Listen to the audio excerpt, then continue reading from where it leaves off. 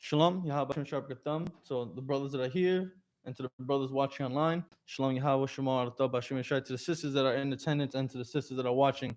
I'm Priest and Officer Shargapan of the Israelite School of Universal Practical Knowledge. Started out of 1 West 125th Street, Harlem, New York, under commanding General YAHANNA. And since 1969, we've been teaching everybody the laws, statutes, and commandments of God. And when I mean everybody, I mean so-called Black, so-called Hispanics, and so-called Native Americans. And today's topic, we're going to be getting into what God said we could and could not eat. Because as you all probably know, there's been a lot of speculation that this COVID-19, this coronavirus, came from Moabites eating bats, Chinese people eating bats. When you look at the Chinese diet, or let's just say the Asian diet, you see they eat a lot of things that are just bizarre. They'll eat their pet cat, their pet dog. They'll raise rats in rat farms and feed them organic brown rice to make it a clean rat instead of just a street rat that you'll find running around in the street wherever you are. And they just eat all types of bizarre things. Like one thing I saw recently was a geodude or geoduck, some type of water snail that has a hard shell, and then it has an elongated member of its body that sticks out. When you bite into it, lots of fluid and water comes out. It's very disgusting. So we're gonna go into what the Most High said we can and cannot eat. All right. So as you get settled, I would like you for all of you all to open up your swords, open up your Bibles, your King James Bible, and we're gonna go into the book of Leviticus, chapter 11.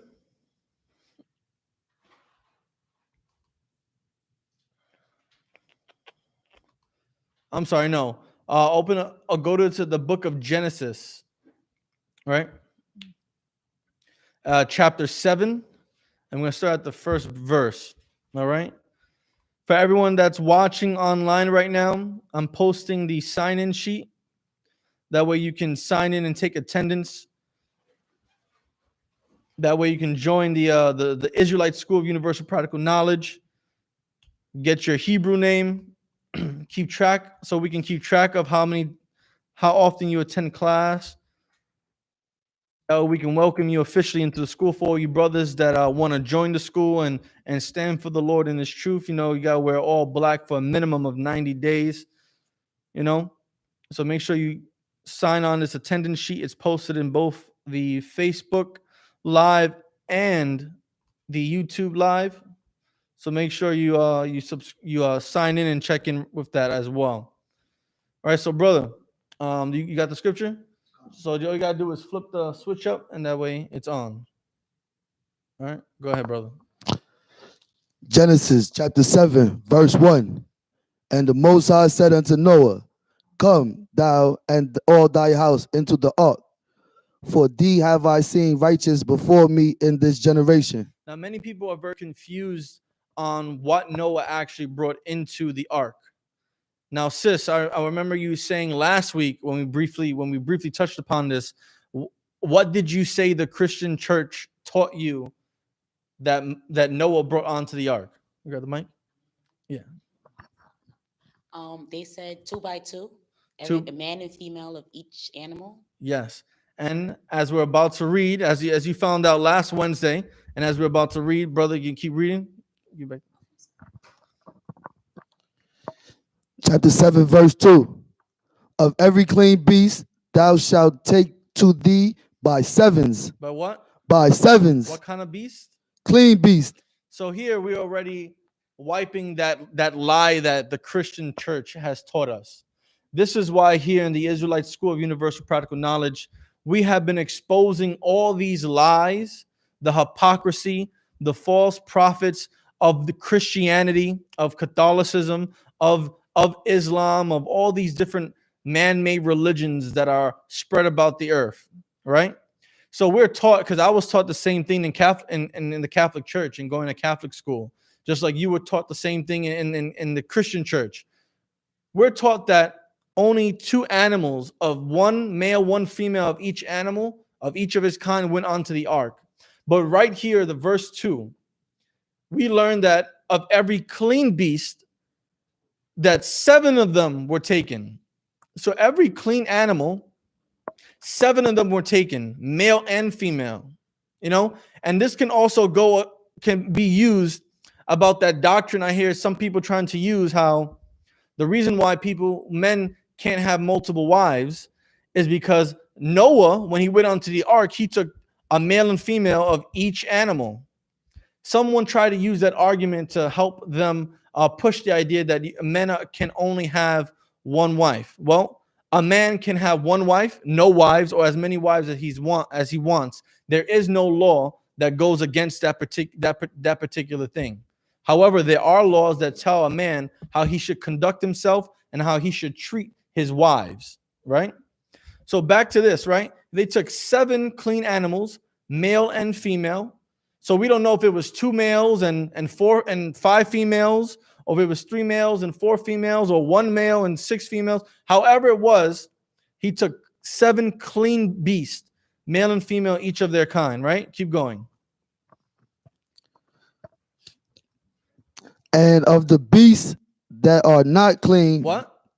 The beasts that are not clean. So now we're learning that there are clean beasts, and then we're learning that there are beasts that are not clean. All right, keep going. By the 2, the male and his female. And this is what the Christian church and the Catholic church like to skip over. They like to skip over the fact that there were clean beasts and that there were 7 that were brought onto the ark. And they go straight to the fact that there were just 2 beasts of each kind, male and female. They don't say that it was clean or unclean. They don't tell you that there was 7 clean. They just tell you that there was 2 of each kind. That's because in the Catholic Church and the Christian Church, you can eat all types of diabolical, abominable animals like pigs and shrimp and bats like the Chinese do. And we're going to get into that a bit later. But there's a big difference when you actually read the scriptures for yourself. There's a big difference when you're taught the scriptures by men of the Lord who obey God and follow this Bible as it was written, right? So here we're learning verse 2. There's clean beasts. There's beasts that are not clean or called unclean beasts. There were 7 clean beasts brought into the ark, and there were 2 of each beast that were unclean brought into the ark. Ready? Keep going. Chapter 7, verse 3. Of fowls. Of what? Fowls. So fowls, right? Fowls are animals that can fly. So birds. A chicken would be a fowl. Although I don't see chickens flying too often, but I see them jump really high and flapping their little wings, But I've seen turkeys fly up in trees and sit on trees. I've seen quail, pheasant, pigeons, doves. I've seen eagles, right? Keep going. Of fowls also of the air by 7s. And we learned that of the fowls of the air, that 7 of them were brought in. Keep going. The male and the female. Male and female. So all different types of birds, right? 7 of each species were brought onto the ark, male and female. Keep going. To keep seed alive upon the face of all the earth. Right, and all this was done so that way we can have some type of food, some type of nourishment, that food that we can eat, right? And as we learned last week, yes? Can you give her the mic, please? Is eagles a bird that we can see eat? if the mic is turned on? Yeah, make sure the switch. Just leave it up for the time being. Okay, go ahead. Eagles. Are eagles? Or those are eatable? What do you think? I want to eat it. You don't want to eat it? No. Okay, well, we're going to touch upon eagles, Why not? You see an eagle has a white head. You have all different types of colors that can come in. Some are big, some are small. They might look meaty, right? Right? Well, listen, we're going to get into that when we get into the book of Leviticus, all right? So as we learned last time in I believe the 2nd book of Genesis, right? No, the 3rd book of Genesis, or 4th book of Genesis, right? Where Abel and Cain brought their sacrifices or their offerings to the Lord, and how Abel brought his meat offering. and how Cain brought his, his pumpkin and his squash and his turnips, right? And the Lord had no respect unto Cain, but he gave all glory and respect and honor unto Abel because he brought him that meat. He brought him that sheep, that bull, whatever of the flock that he brought him, he had respect unto him, right? So we know that we can eat meat. Now let's go to Leviticus chapter 11. We're going to start in verse 1.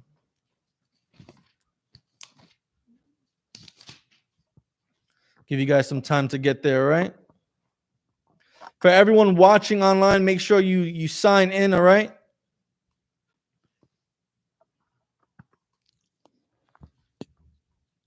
Chapter 11, Leviticus chapter 11, verse 1. And the Most High spake unto Moses and to Aaron, saying unto them. So the Most High is giving Moses instructions to give to Aaron, so that way Aaron can tell us all. If you do not know, or if you know already, Moses, he wasn't as confident speaking because he had like a type of lisp or a stutter. So Aaron, God, the Most High made Aaron his mouthpiece. So whatever the Lord told Moses, Moses told Aaron, and Aaron made sure everyone else understood what the order was.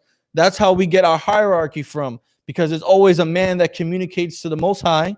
Then we have Moses in this situation, Moses who is above Aaron, and then Aaron who follows the orders that Moses gives him from the Most High. All right? So keep going. Chapter 11, verse 2. Speak unto the children of Israel, saying, These are the beasts which ye shall eat among all the beasts that are on the earth. So now the instructions that we're getting from the Most High right here is about to tell us what kind of beast, what kind of animals we can actually eat that are all over the earth. So no matter where we are, whether we're scattered all over the earth, whether we're in Puerto Rico, whether we're in New Zealand and India and South Africa and Denmark and Sweden and in Nicaragua and Chile and Argentina, no matter where we're at, we know what kind of animals we can eat. All right, keep going. Whatsoever parteth the hoof and is cloven-footed and cheweth the cud among the beasts, that shall ye eat. Now it's saying whatever animal has a part in its hoof and is cloven-footed and cheweth the cud, these are the types of beasts that we can eat. And when it's talking about beasts, it's talking about animals that walk on the land, right?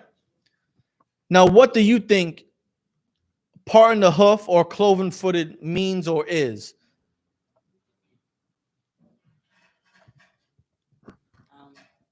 Like the cow. Like a cow? A cow, because it walks on four. It has I can't even remember how cow looks like. But I know that it has what it's talking about, and it's true. And they chew their food down. They really don't eat. They eat grass, so it'll be easier for us to digest meat. Okay, but what's part of the hoof and cloven-footed? You don't know, brother? Do you know? The part of the hoof, like just the toe itself, the front of his foot. I don't know how to explain it, but like you would see sections in his feet. It would be double sided, or section would be cut. Okay, you're onto it. So let's look. I have the big screen set up right here with Google. Now, some of you may not be able to see this as clearly at home, and some of you actually might. But what I would encourage you all is to actually go on Google, right, and type in cloven-footed.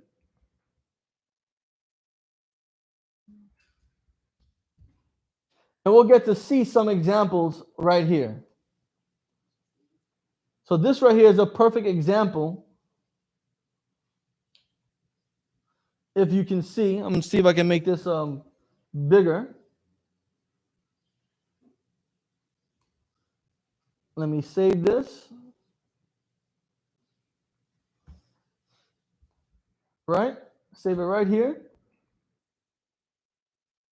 Go down. And I'm going to open it up and make it bigger for you all to see.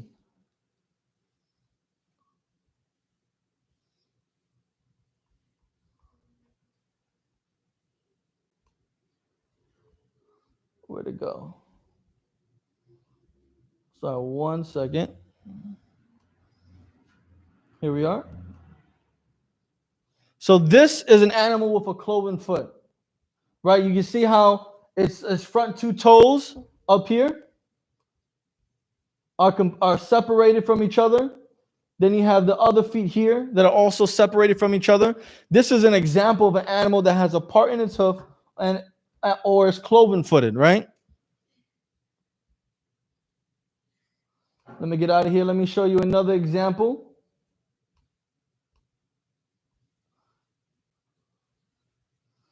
Where is oh, right here. We can use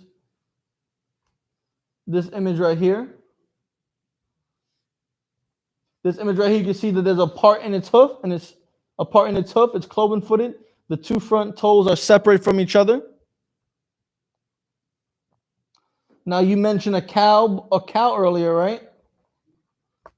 Let's look up a cow's foot. I know a lot of Judites, so-called Negroes, like cow's foot, and Benjamites too, or people from West Indies, from the West Indians. They like to eat cow's feet. They'll eat cow's feet, right? Here's a calf's foot or hoof.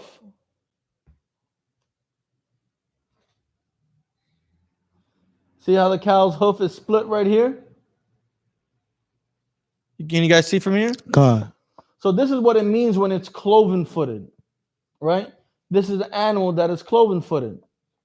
Now, what do you think it means when it says that the animal must chew off the cud? I know you said something about eating grass so that way the meat can be digested. Do you want to elaborate on that? What did you mean?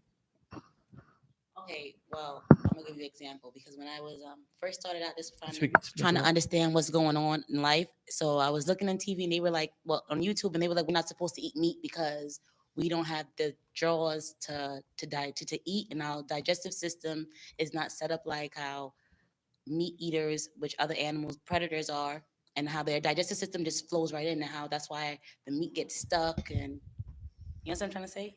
I get it. So, but what does that have to do with chew the cud? That's where I'm going to go. So now I had to look, okay, well, the cow eats grass, pig eats dirt, like mud. I was just trying to find a difference. Like, okay, not all animals eat meat. You know what I'm trying to say? So I do. So to the digested meat will be more easier because it's just not a meat eating meat. It's okay, we're eating hay or you're eating the grass, and their system is not. I don't even know where I'm going with this anymore. I'm sorry. Okay. My head is a little bit heavy. I'm sorry. What about you, brother? Want to give it a shot? I believe chew off the cud is just digesting your food. Make sure you eat your food. Okay. Well, being here in the I.S.U.P.K, I've learned that it's always good to make sure of things and to look things up. I've learned more than I've learned outside of here, in here. Even with, there's some brothers who got doctorates and who are doctors and all that types of stuff. They learn more information that's valuable to their life and to how they should live right here in the I.S.U.P.K. And part of that reason is because we're told to not to be sure, but to make sure. So let's make sure. Let's type in chew off the cud, right? So all of you at home, type in chew off the cud on your Google machine, your smart device, your handheld computer, and see what it says for chew off the cud. Now, right here, it says that cud is a portion of food that returns from a ruminant stomach. Now, when it means by ruminant, it's talking about an animal, right? To the mouth to be chewed for a second time. More accurately, it is a bolus of semi-degraded food regurgitated from the reticulum of a ruminant. Cud is produced during the physical digestive process of rumination. Now, all that simply means is the animal, after it chews its hay, like you were saying, or the grass, or the wheat, or the flour, or the berries, or the leaves from the trees, or whatever it is, the animal chews it in his mouth, breaks it down, swallows it, and it goes into that animal's stomach. Then the animal throws the food back up into its mouth to further chew on it. The reason why is because some of these things that they're eating, like plants, some of them, it's hard for them to digest properly and fully. So that's why after they chew it, they break it down. The food goes into their stomach. The enzymes in their stomach breaks the food down more. They put it back into their mouth. They chew it down some more, and then it goes back into their stomach. So that way it can be fully processed and fully broken down, right? Sometimes this happens more than once. I know cows, they have more than one stomach. So some animals do this multiple times in just one sitting of eating. So this is what it means when it talks about the animal must chew the cud. So what have we learned so far right now? What kind of beast can we eat? Brother? Animals, well, beast that's cloven-footed or part of the hoof and chew of the cud. Correct. Now, let's get into... Let's just keep reading, brother. Let's get into this. Let's get back into this scripture. We're on verse 4, right? Leviticus chapter 11, verse 4. Nevertheless, these shall ye not eat of them that chew the cud. Now we're learning about we should not eat any of the animals that what? Chew the cud. Keep going. Or of them that divide the hoof as... Stop. So it's saying we should not eat animals that chew the cud or of them that divide the hoof. What's the difference between what we just read here and what we read in verse 3? Can anyone point out the difference? There's a one-word difference that helps you understand the difference between the two laws that were being given.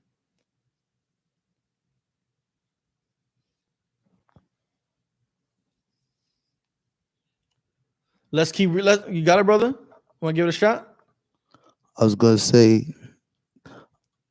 of, like, or of them. Say again? The or of them. What's the first word you said? Of. No, that's the second word you said. Or. Yes. Now in verse 3, what's the one word that separates from the or? Brother? The and. And. So in verse 3, the animal, the beast that we're eating, has to meet both requirements. In order to know what animal you can and cannot eat that walks on this earth, it has to be cloven-footed and chew of the cud. It has to have a part in its hoof and chew of the cud. But here in verse 4, it says, we should not eat the animal that cheweth the cud or of them that divide the hoof. So that's the big difference, and we're going to see why. Keep reading. As the camel. As the what? As the camel. Why? Because he cheweth the cud. So it's saying that the camel, which is big out there in the Middle East where our land is big in Africa, you know. The camel, it does what?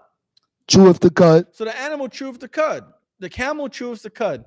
It chews on its food. It goes into the stomach. It spits it back up into his mouth, keeps chewing. It goes back to his stomach, you know. However, keep going. But divideth not the hoof. But what? Divideth not the hoof. It divideth not the hoof. Now, who believes this? Because I know many people say that the Bible was written by the white man or the Bible is a fairy tale. It's a fake book, right? Who believes that a camel does not have a divided hoof? Because, you know, many people who go to school, they're smart, right? Right, they're supposed to be smart, right? I didn't learn about the anatomy or the physical build of camels going to school. I just grew up knowing, okay, this is a camel, this is a horse, this is a person. You know what I mean? I didn't learn. You listen, you gotta look. What kind of, does a camel have fur? Or does it have hair? Does a camel have one stomach, two stomachs, three stomachs? You know, I didn't learn any of that stuff. I didn't major in anatomy or biology, or I wasn't trying to be a veterinarian. You know, I went to school for law, right? So which one of you believes what this Bible is saying and which one of you don't believe? Even for the people online, do you believe that camels don't divide the hoof? Go ahead, brother. I believe everything in this book. Give that man a hand. Because that's the most smartest thing I've heard all day, and I was at work for 8 hours, and I heard some stupid things today. I've seen some ridiculous things today. But that is absolutely correct, because everything that's written in this Bible is the 100% truth. And we're going to find out why, right? So on your Google machine, just type in camel's foot, right? Let's look at some of these things.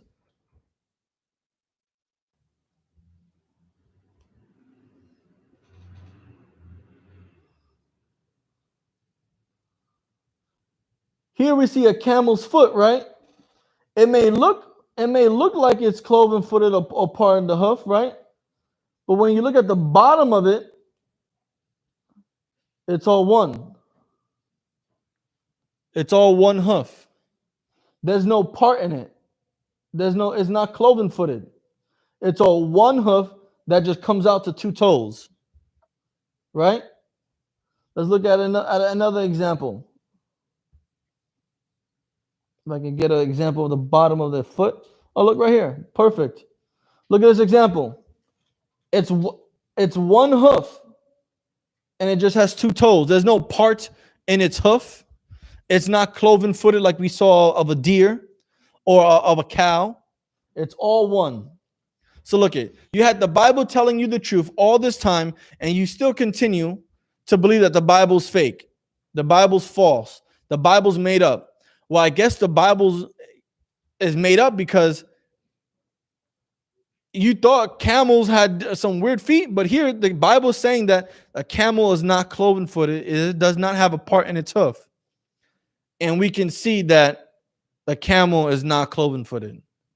So the Bible's telling the truth, and we just looked it up, right? We saw a bunch of images. So maybe the Bible is true. Maybe it's not just a book of lies and made up nonsense, right? Let's keep going. Keep reading verse 4. He is unclean unto you.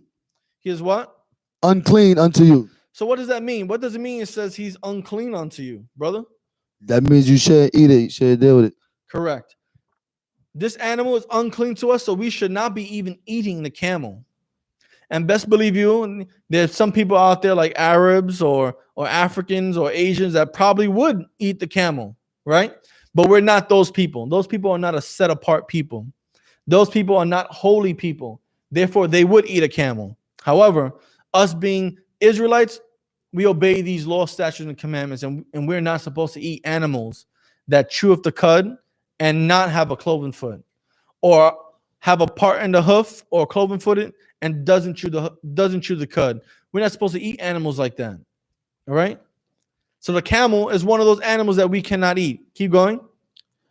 Chapter 11, verse 5. And the coney. The what? The coney. Who knows what a coney is? Sis, you know what a coney is? And you guys want to give like a wild guess, No?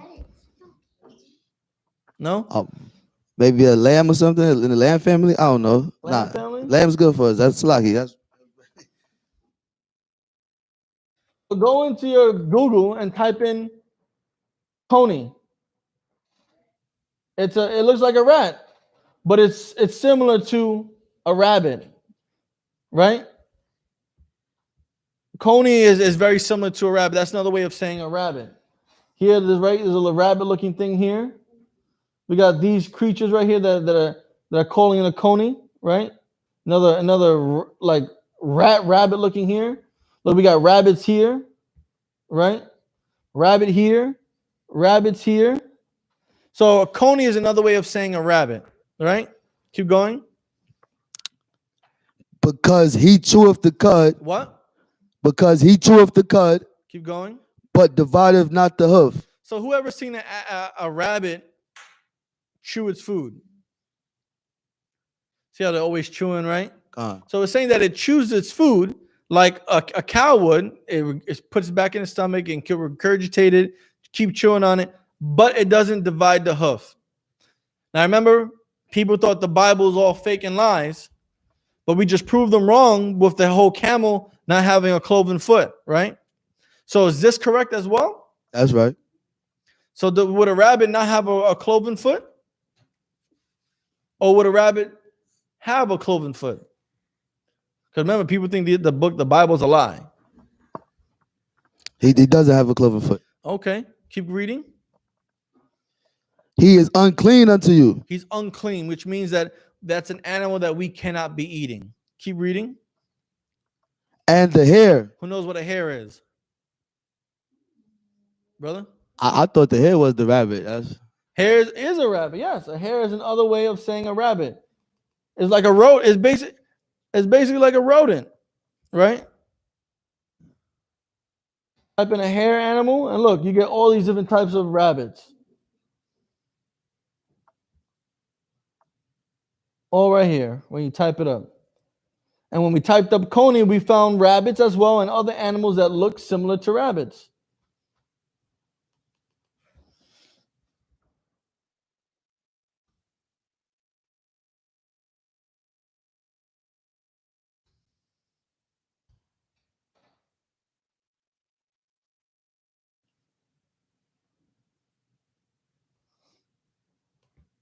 So I was just checking something from my understanding. So keep going. We keep reading chapter 6.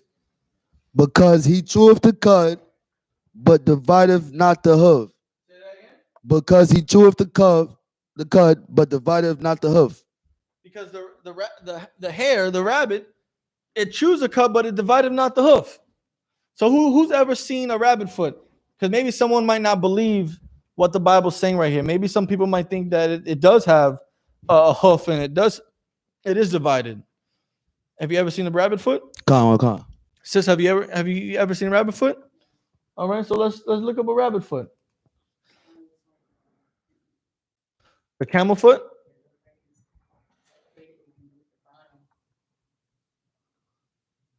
A bunch of rabbit feet right here.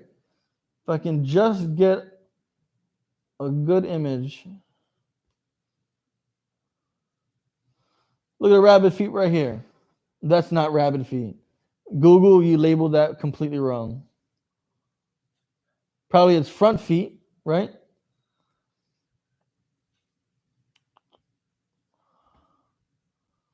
But look at a rabbit's foot. See its foot right here? And then it has these, like, it looks like paws. You guys see that? Come. Look at this other rabbit's foot right here.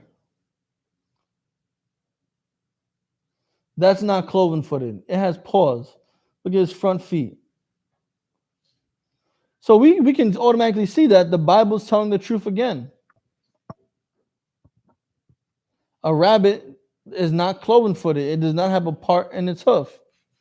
In fact, rabbits don't have hooves. Right? Keep going. He is unclean to you. So rabbits, conies, we cannot be eating. It is unlawful to eat because it says that it is unclean unto us. Right? And whatever animal does not have a part in a hoof and that is cloven footed and chews the cud, we are not allowed to eat according to God. All right? Keep going. Verse 7. And the swine. And the what? The swine. What's a swine? I'm pretty sure everyone. What's that? A pig. A what? A pig. A pig. Let's look this up for people who don't believe me. People say, "Oh, God said you can't eat swine." He didn't say nothing about pork. He didn't say nothing about bacon. And it'll be Christians that say this. It'll be Catholics that say God said you can't eat swine, but He didn't say nothing about pigs. And people don't understand that swine is just another way to say a pig. Look at all these beautiful swines right here. These are pigs. Keep going. Though he divide the hoof. Though he the what? Though he divide the hoof. So pig, right? Its feet are divided. Look. Although it divide the hoof, you see its toes up here, right? And then the hoof up here is divided. It's completely separated from each other. Not like the camel, right? Look at another one right here. You can see even the hoof, it's split down the middle completely, and then has two. It's cloven footed, right? Keep going. And be cloven footed, yet he cheweth not the cud. He cheweth not the cud. So what is this saying? What, brother? It's telling you that the swine, his hoof is divided and he's cloven footed. He matched the criteria for the feet, but he doesn't chew the cud. He doesn't what? He doesn't chew the cud. What do you mean by that? He doesn't digest his food twice. Correct. The pig doesn't eat its food in his mouth, breaks it down, puts it back into the stomach breaks it down, then spits it back into his mouth to chew again, break it down more, and then back into his stomach. The pig does not do that. The pig just eats it and just ingests it. It don't eat just anything. Sorry, let me correct that. Pigs eat anything and everything, from dead humans to the vomit of dogs to other animals. If you feed it, it'll eat slops, garbage. It'll eat maybe some grass, but it does not chew the cud. And right here, we're learning how pork, bacon, pulled pork shoulder, and the Spanish people, that Hispanics, the Northern Kingdom, they like to have pernil, with pork or put some pork in their pasteles or empanadas or whatnot. You cannot eat anything that comes from a pig, which is so crazy because these devils, these oppressors, these children that rule over us, find some type of way to put pork in everything. They put pork in Pop-Tarts. They used to have it in Skittles. They have it in Roaches fruit snacks, right? In the form of gelatin. You gotta be careful. I grew up loving honey glazed turkey. Right? You go to the deli, you go to the mom and pop store, you get you a hero with some honey glazed turkey, some mayo, some Swiss cheese. Honey glazed turkey is made with gelatin. Last time I checked, that particular gelatin was made from pork based. All these people that are eating honey glazed turkey, it tastes sweet, got that nice honey flavor to it, are eating unknowingly pork.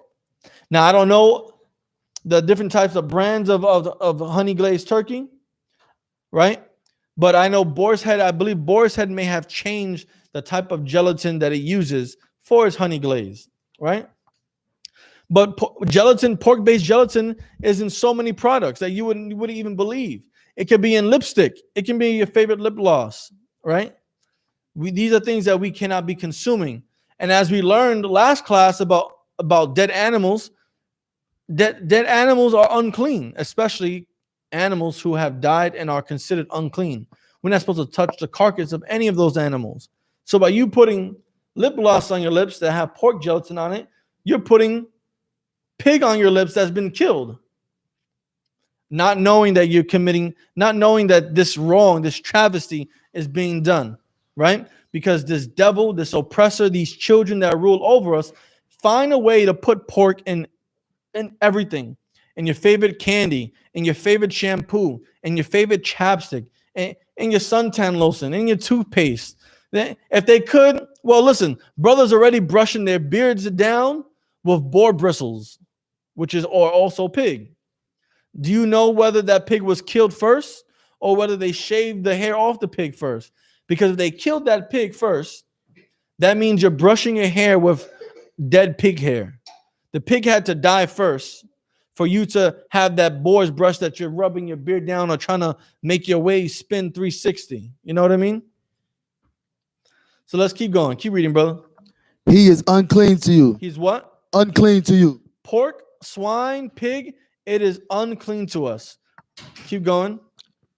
Of their flesh shall ye not eat. Of their what? Of their flesh shall ye not eat. But bacon smells so good in the morning. Read it again.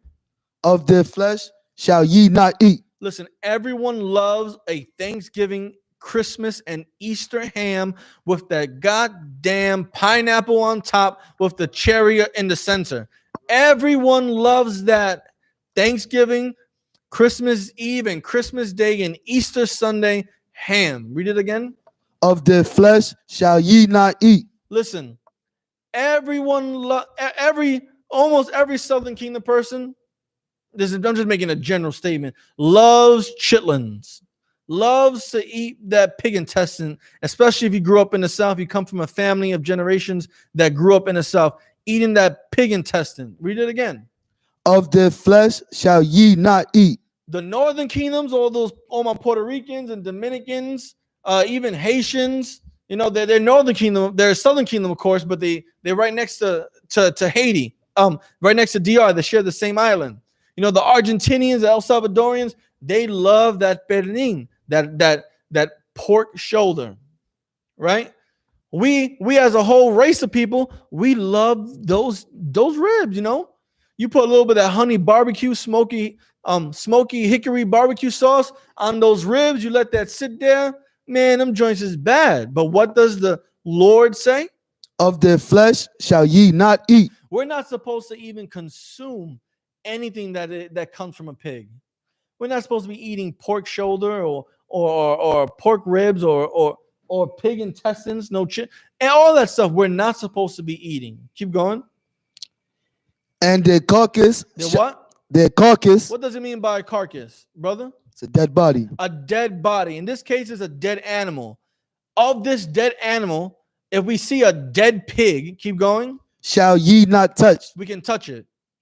Ye now touch. It says we can't even touch the dead pig. So if I see a dead pig, I'm not supposed to touch it. If there's a dead pig somewhere on the farm, we're not supposed to even touch that dead animal. Right? Keep going. They are unclean to you. This pig, this swine is unclean to us. So you don't know how those brushes, those wooden brushes that you're spinning your waves out with, that you're brushing down your beard. If you don't know how that boar hair was put onto that brush, you better find out, because you may be brushing your entire face and your entire head with a brush made from dead pig's hair. The pig was killed, dead, and now they have the hair in there. They're putting it into a brush to shave. Yes, sir? They have this dead pig and they're taking the hair off of it to make that brush that you're using to spin out your waves or shave down your brush. Yes, sir.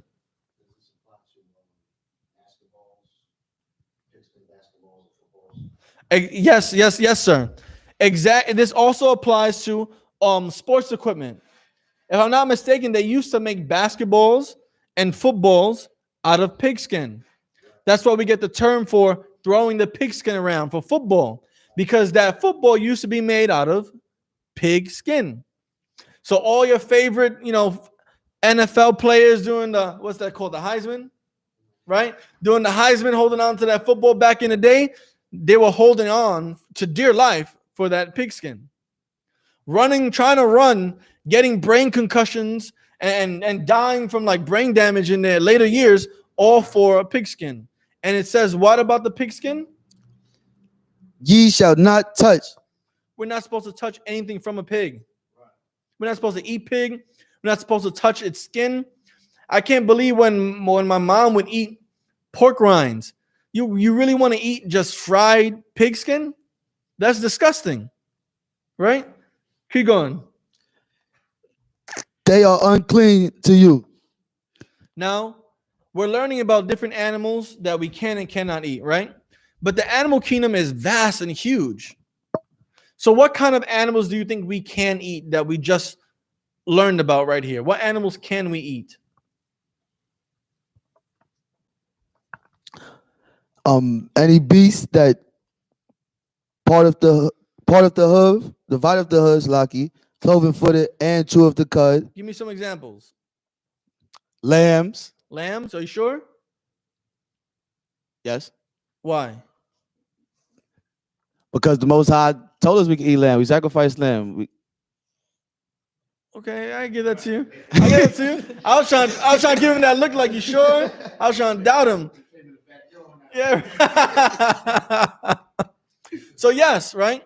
A lamb, when you look up, does the lamb chew the cud? It will say yes. When you look up lamb's feet, you will see that it's split and cloven footed. Let's look it up right now. Look. Lamb's foot, right?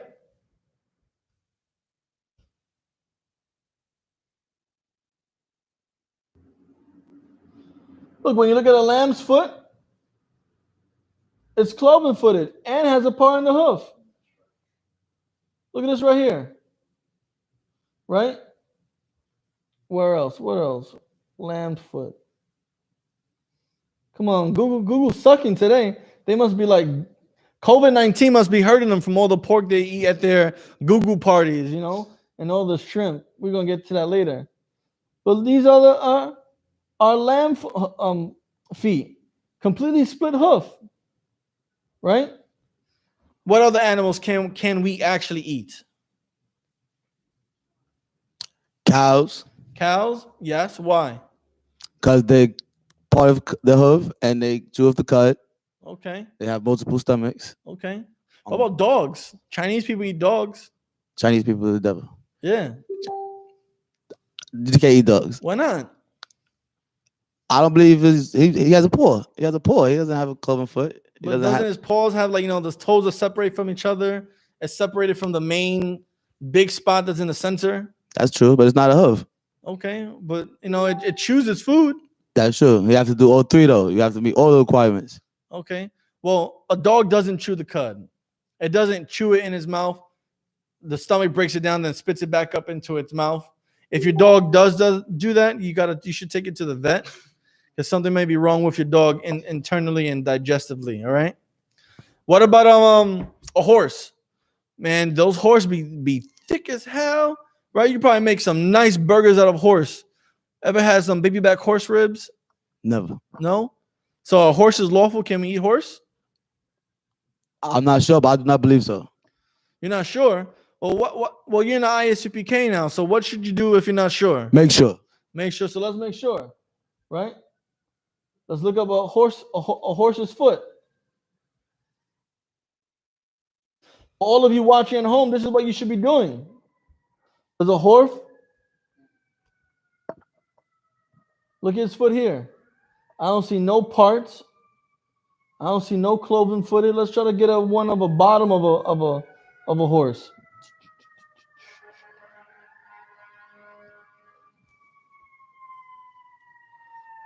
Look, right? This is his whole hoof. Even in the center, it may look like it's split, but it's still all one hoof. It's not completely parted down the middle. It's not cloven footed. So just off of this, we can't eat a horse. What about deers? I always wanted to eat a deer. I believe they are lawful. You believe so? Why? They probably with the crowd. I just believe. I don't know. Believe it. Listen, you said the correct answer a moment ago. Let's look it up. Let's look up a deer's foot.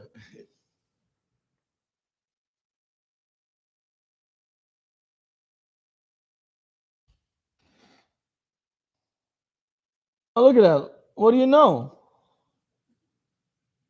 As a part in the hoof and is cloven footed. So we can eat deers then, right? If he chews the cud. Oh, look at you. Go in for the save, right? Do deers chew the cud?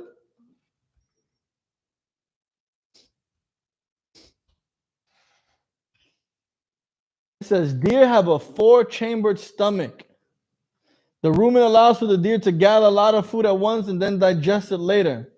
The deer bring the food back up into their mouth and chew it again. Look at that. Smart guy. Sir, can you take over for a second?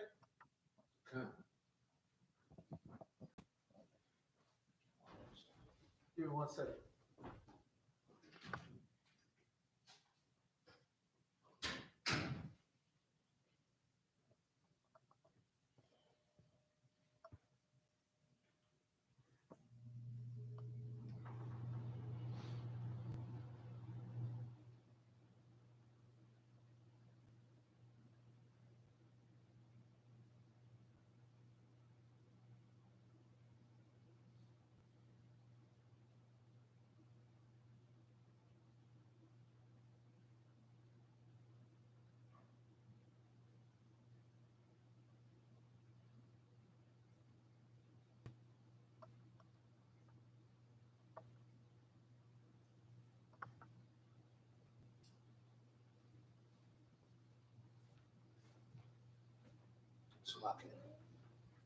Brother, what are we reading at?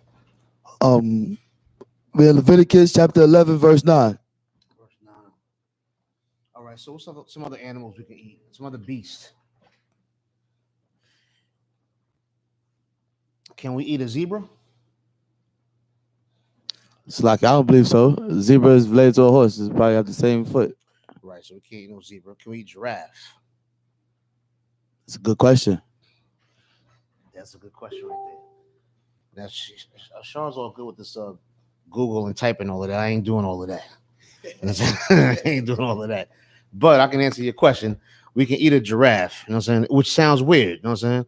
That you can, a giraffe is ugly. You know, who eat giraffe? You know what I'm saying? But a giraffe is something that we can't eat. I'll have a Shard go over that. He can type it all in there and bring it up for you and all of that. But a giraffe is something that we can eat. I never had no giraffe meat. And if they were selling giraffe meat, I wouldn't eat it. You know what I'm saying? But it's something that we can eat. You know what I'm saying? Other animals, raccoons, you can't eat. Down south, they eat raccoons, possums, squirrels, rabbits. Those are things we can't consume. You know what I'm saying? The sound, rabbit. I had rabbit before because I lived down south, my grandparents and all of that. So rabbit is something that we can't eat. Ducks we can't eat. There's a line of things we can't eat, and there's some things that of course we can go over that seem very weird, just like a giraffe, right? We went over deer. Some people don't want to eat a deer. You know, they of Rudolph the Red-Nosed Reindeer and all of that. It's a sensitive topic, you know what I'm saying? My mother's like that. I ain't no damn deer, you know what I'm saying? But she's that just sounds odd to eat. You understand what I'm saying? And these things, right? These things is not that we can't eat them because there's something wrong with them. Like, it's not that we, like with pig, right? The reason we can't eat pig is why? Why can't we eat pig? I always thought because he eats everything. He was the garbage disposal for the earth. He was right. So he'll turn around and eat his own feces. You know what I'm saying? What about a chicken? Chickens do the same thing though. So why can't we eat chicken? With they nasty too. They eat their own feces and do all this other stuff. Why can we eat chicken and not eat a pig?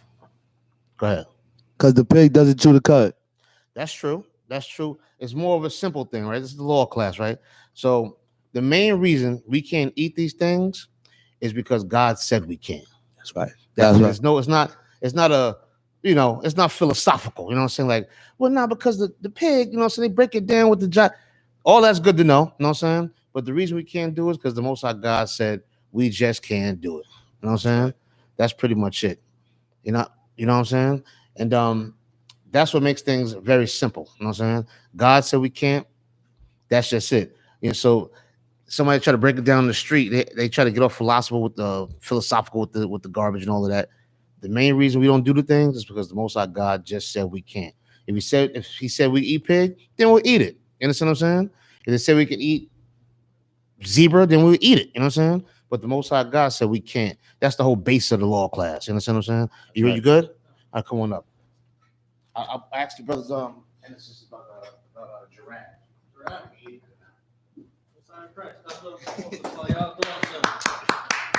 So was that a yes or no? Can we eat giraffe? The brother said we can't. Yes, can't. You did? Well, sign credit. I would love some. Yeah. Okay, let's check it out.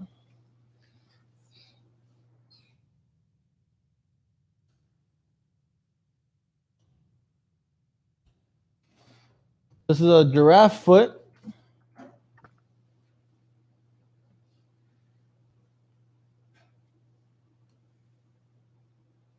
Look at that giraffe foot, part hoof, completely split down the middle. Look at that. Now let's see if it chews a cud.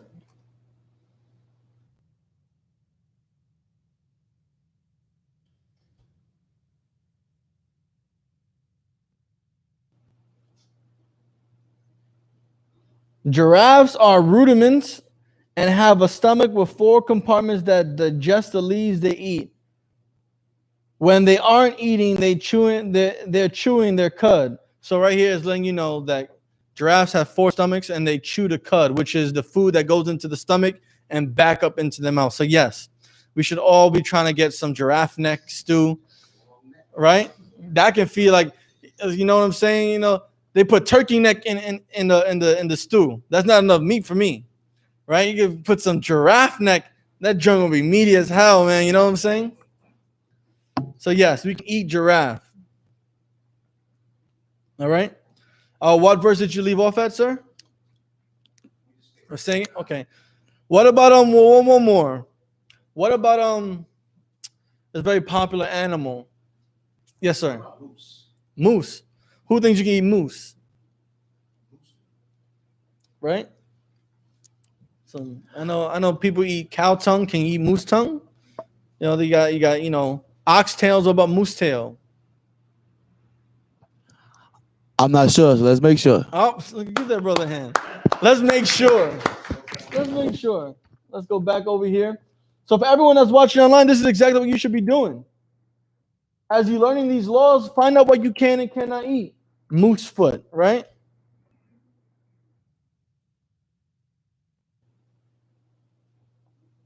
Oh, look at that. Look, it's cloven-footed. It got a split in its hoof. Let me see if I can find a better. Look at this. Split in its hoof. Cloven-footed. That's bottom of an elk moose and a deer. Look at this moose. This elk moose has a clear part in its hoof and it's cloven-footed. Just like this deer right here next to it. Split right down its hoof and cloven-footed. Now do moose chew the cud?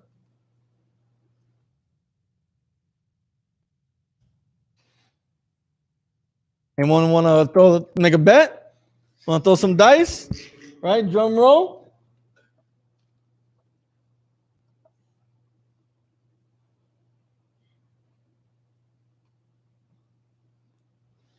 Moose have a digestive system similar to domestic cattle. So how many stomachs does a cow have? 2. Okay. They are rudiments and have 4 parts to their stomach.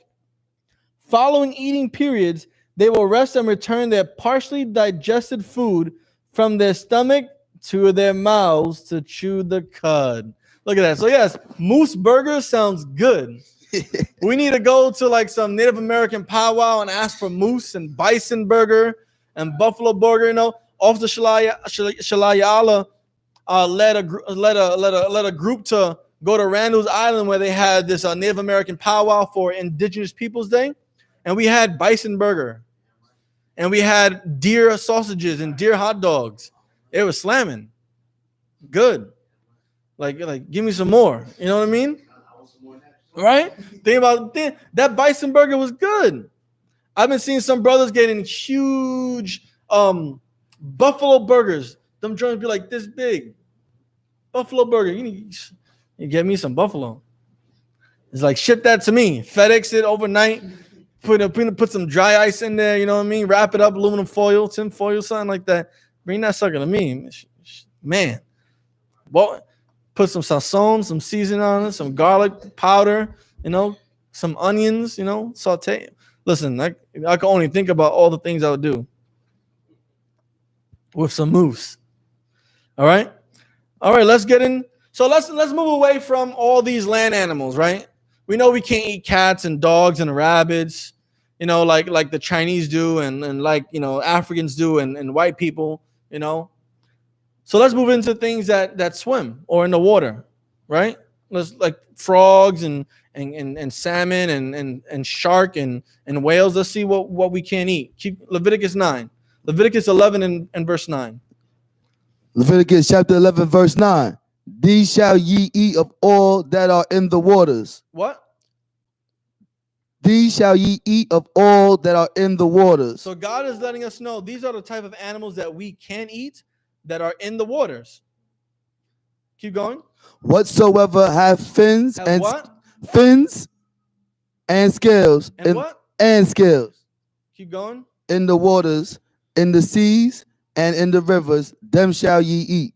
So in ponds, in lakes, in streams, in rivers, in the Gulf of Mexico, in the Mediterranean Sea, in the Atlantic Ocean, in the Indian Ocean, in the Arctic Sea or Arctic Ocean, in the Baltic Sea, you know, and if you're down south in those marshes down there, right, and those swamps, whatever is in those waters, if they have fins and scales, not one or the other, they have to have both fins and scales.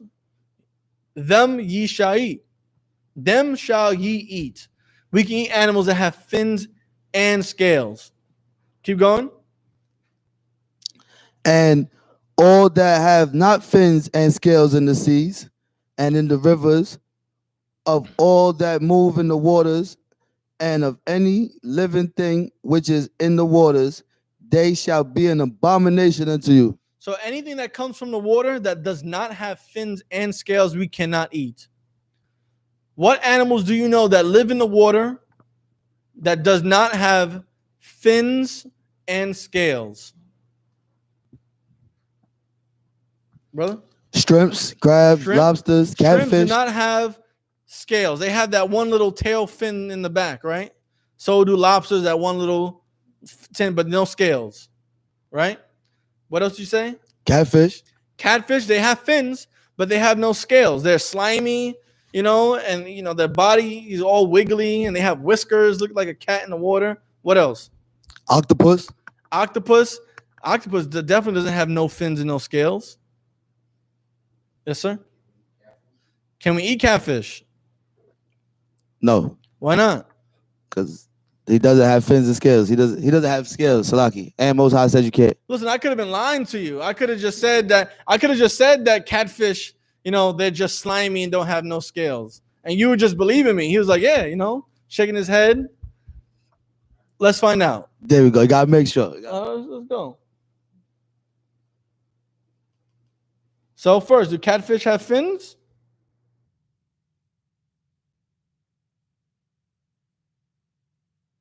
It says a catfish has 3 fins, a dorsal fin on the top and 2 pectoral fins on either side of the body. Okay. Now, do they have scales?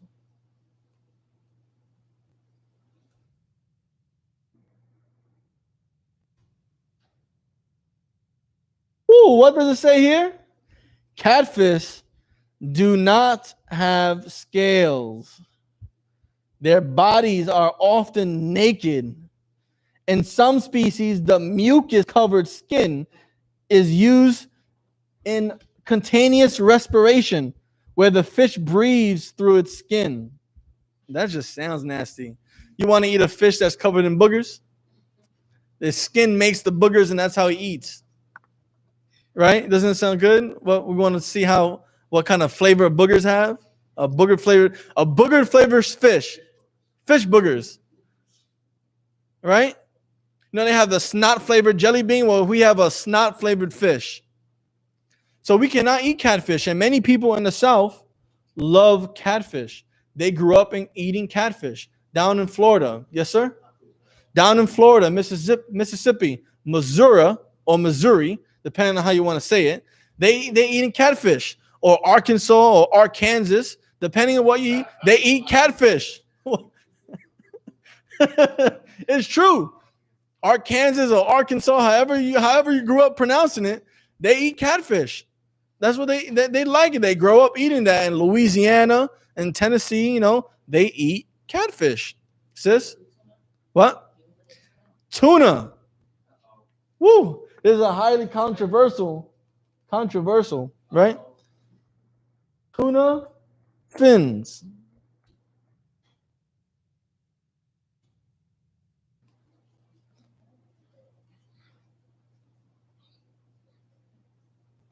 It says fins are not really the most noticeable thing about the tuna, but fins, it turns out, are one of the weirdest things about these fast-swimming fish. So, a tuna does have fins. Here's an example of a tuna right here, a yellow tuna fish. Now, you know, there's different types of tunas, right? Now, I guess the next question would be, does tunas have scales?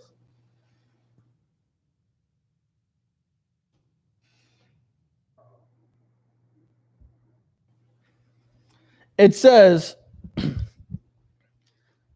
do tunas have scales?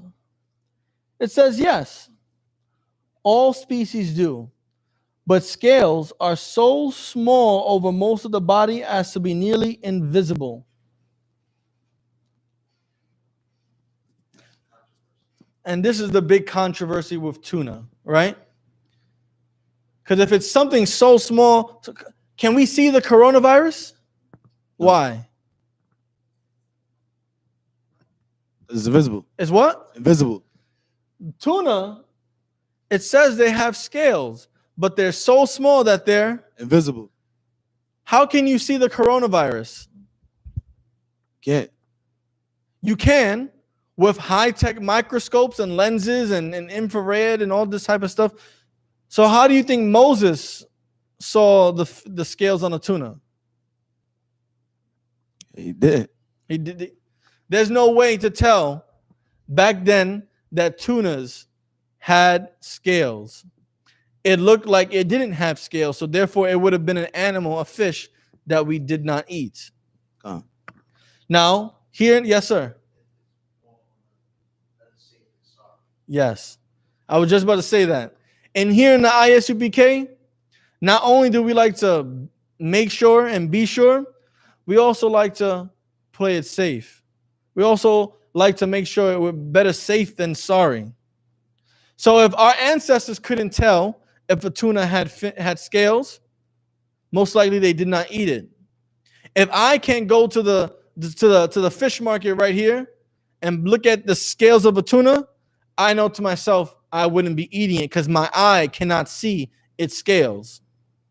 Right? Let's find an animal that does have fins and does have scales.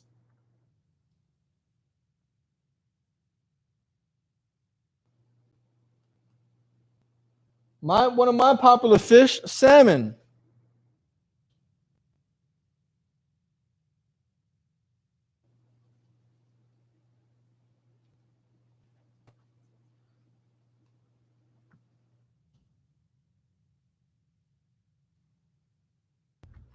It says salmon scales. Look, we can see a picture right here. I don't need a microscope for this. I can go fishing in the waters of Lake Minnetonka, like Prince said, if you want to get purified, right? You can come right here and I can see the scales on this salmon. I can see it. I don't need a microscope. I don't need anyone telling me that it's invisible, almost to the point that it's invisible. I can physically see it. When we go fishing with Moses and Christ in the kingdom, when they return, right? When they get reincarnated, we're gonna be fishing and we're like, oh, that has fins. I can see the fins. I can see its scales. What's this? Oh, that's a yellowfish tuna. I can see the fins, but I don't see the scales. It feels like it has no scales, sir.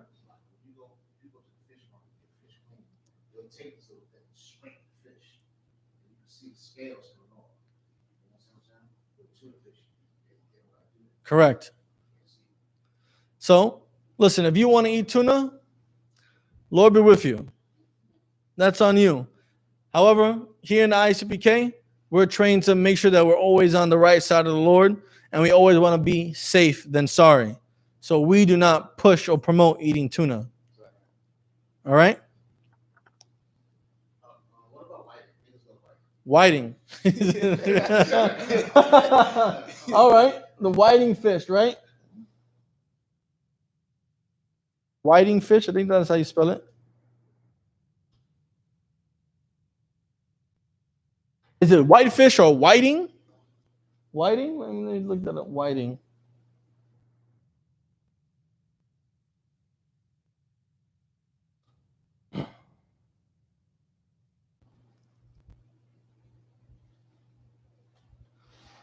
The fish, originally known by the name whiting in English, is a merlangus,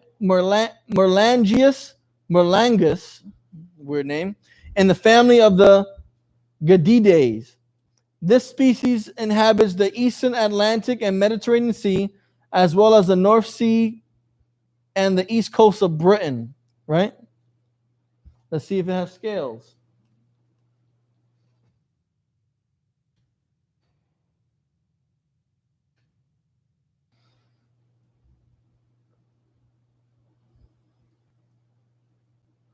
That's haddock.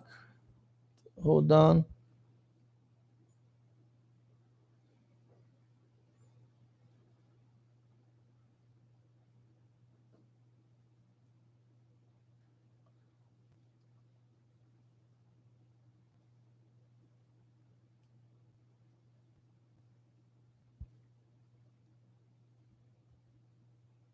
It said the white Pacific whiting has tiny scales with super poor adhesion. Most are rubbed off during capture. Spelling it Whiting. Whiting.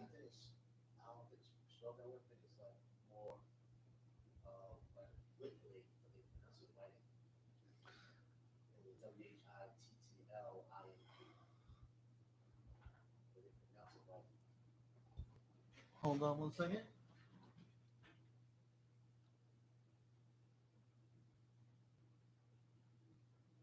Whiting. So it's let's let's go on. You said WHLING.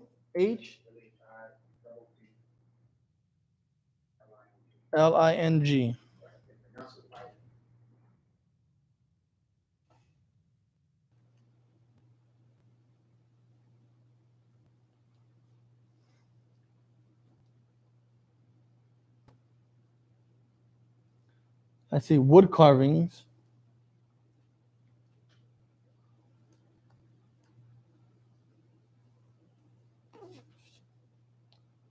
I'm just seeing wood carvings. That's a bass.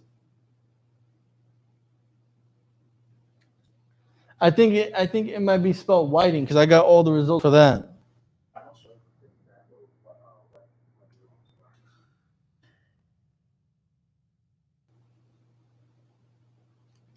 Let's see what Wikipedia has to say.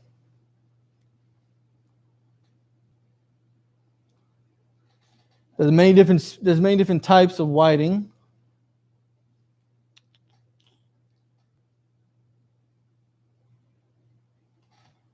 Right?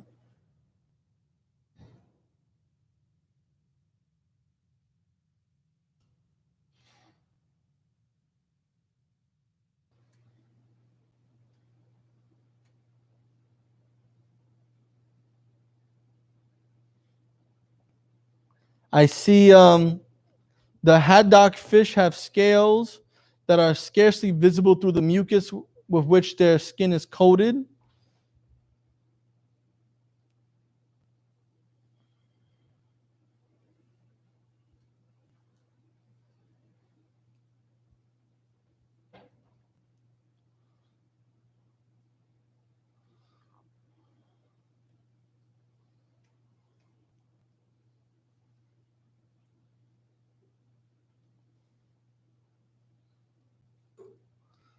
On this kosher website, it's labeling whiting, also codfish, as kosher or lawful to eat that has fins and scales.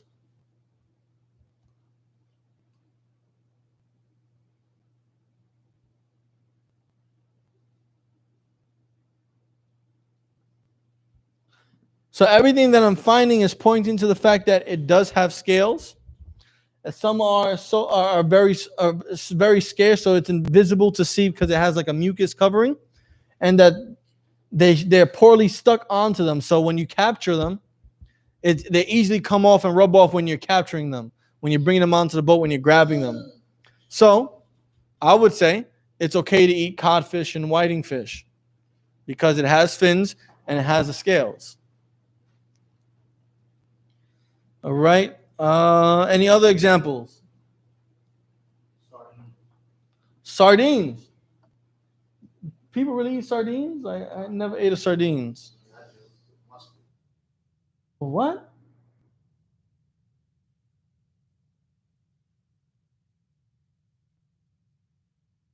Look up sardine scales. They have a single dorsal fin and no scales on the head. Sardine, any of certain food fishes of the herring family. Do-do-do-do-do.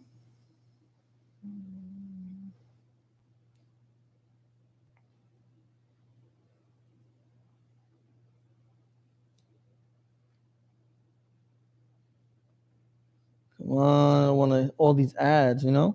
All right, sardines are small, silvery, elongated fishes with a single dorsal fin, no lateral line, and no scales on the head.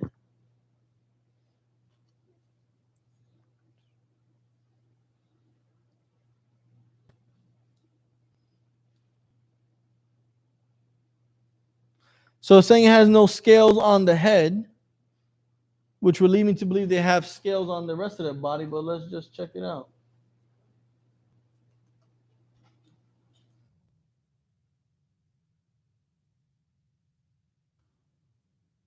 Do sardines have scales?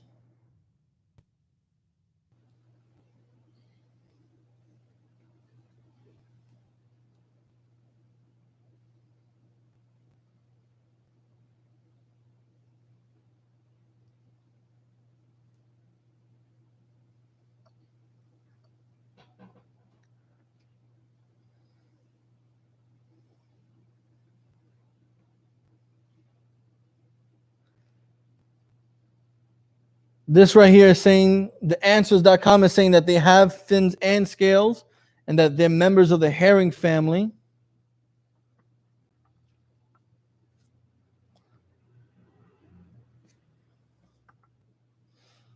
Well, sir, I think we're safe with that one. I think you're good. So, you know, keep enjoying your sardine mustard sandwiches. For me, I'm just not going to eat it because I just don't like. The only canned fish I eat is salmon. Yeah, it just, you know, just thinking about all the fish. You can see the fish right there. Like, chop it up or something, you know what I mean? Okay, Leviticus, back to the book of Leviticus, chapter 11, verse 11. Chapter 11, verse 11. They shall be an abomination unto you. Ye shall not eat of their flesh, but ye shall have their carcasses in abomination. So all these different animals that come from the waters that don't have fins, that don't have scales, we cannot touch them. We cannot touch their carcass. We should not be eating them. They are unclean unto us, right? Keep going. Whatsoever hath no fins nor scales in the waters, that shall be an abomination unto you. Didn't they already say this? Why do you think it's repeating itself, brother? Make sure you got it. Yes, because we're some stubborn, stuck-up, stiff-necked, ignorant, disobedient people. And you tell us not to do something, we're going to do it anyway. You tell us not to touch the stove when we're young. As soon as you walk away, we're touching that stove. I just seen a bunch of videos online where the parent is telling the kid, look, they put in the goldfish in front of them. They put in the child's favorite snack in front of them in a cup and a bowl. They're setting up a camera somewhere so that way the kid can't see it. And they're saying, don't eat this. Don't eat this until I come back. Mommy or daddy, we just have to go pee-pee. We just have to go use the bathroom. I'm going to go get some water. Don't touch it. Don't eat it until I come back. You know, you get some kids that look like they're good. No, they don't eat until the parent comes back. I saw one video as soon as the kid left, just dogging on the marshmallows, right? The parent comes back. Did you eat the marshmallows? Nope. Nope. We're so disobedient. One kid, he realized that the camera was facing him. So he sees himself picking the thing up, about to eat it. He looks at himself in the camera because he can see the screen at him and puts it back down. Then the mom comes and asks, did you eat it? He's like, no. Little nigga was just about to eat his goldfish. You know what I'm saying? We're stiff-necked. We're stubborn. We're disobedient naturally. And this is why the Lord always ends up putting things again and again and stating it back to back like we're seeing here right now. Because leave it up to a bunch of blacks and Hispanics will go eat some crab because we just love it. That butter sauce, you melt the butter. Oh man. I'm not saying this from experience. I'm just saying because watching people eat it and they're just like drooling butter in the lobster. You know, me it was pork. I used to eat pork all the time because I grew up in a Hispanic household. Right, that pork cooking on Thanksgiving. Oh man, that was heaven. Forget the turkey. No dark meat, no white meat. Let me get some pork shoulder. That was me. All right, let's go on to verse 13. And these, Salaki, and these are they which ye shall have an abomination among the fowls. Stop. What's an abomination, brother? Something that you don't know what you're doing is Yeah, but more harder than that. What's an abomination? it's a disgrace. Oh, not really. Because like eating your boogers, there's no law against eating your boogers, but my sister grew up and we used to make fun of her for eating her boogers, and that was a disgrace. But there's no law against eating your boogers, right? Right. So what's an abomination? A sin. I guess you can consider a sin, but it's not. No. Anyone else want to take a guess? Don't cheat. Well, actually, making sure would probably be the best way to check. Grace? Well, let's Google it.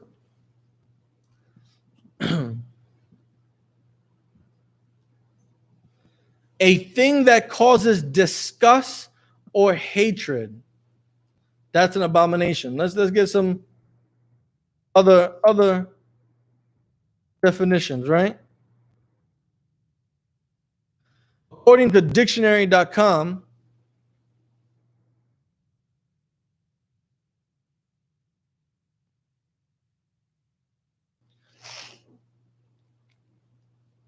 abomination is something that is vile, shameful, detestable action. So it will be a disgraceful action. It'll be a shameful action. It'll be a vile and nasty and just disgusting action. Like, yes, sir.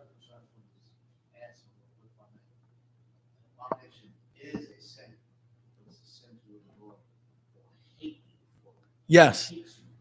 So it is a sin, but it is more than just a regular old sin.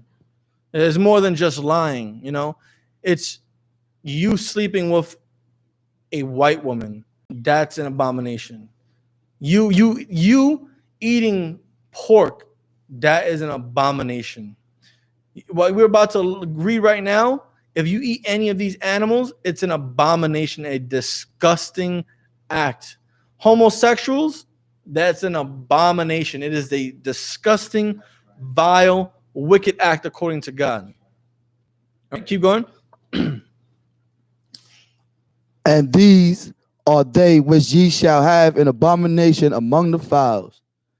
They shall not be eaten. They are an abomination.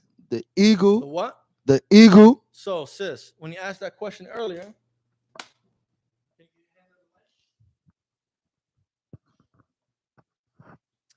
I asked if is an eagle something that we could eat? is the eagle something that we can eat? Because it's part of the bird family. You got the fowls and it's an Okay. abomination. I guess we can't eat it, right? No, because it is an abomination. Damn, so those eagle wings, right? Those lemon peppered eagle wings, right? Those Parmesan garlic eagle wings. Who likes it hot? Who likes spicy food here? The curry eagle wings, right? Those South Carolina reaping peppers, whatever you want to call them, them really hot ones. You can't eat eagle wings. There's no eagle wings and French fries. You can't be eating that. You can't go with a Buffalo Wild Wings and order a 20-piece of eagle wings because they're 50 cents each wing, right? There's none of that. Keep going. and the ossifrage. Ostrich. Ostrich. What's an ostrich? Sound like ostrich. Sound like ostrich? Let's look it up.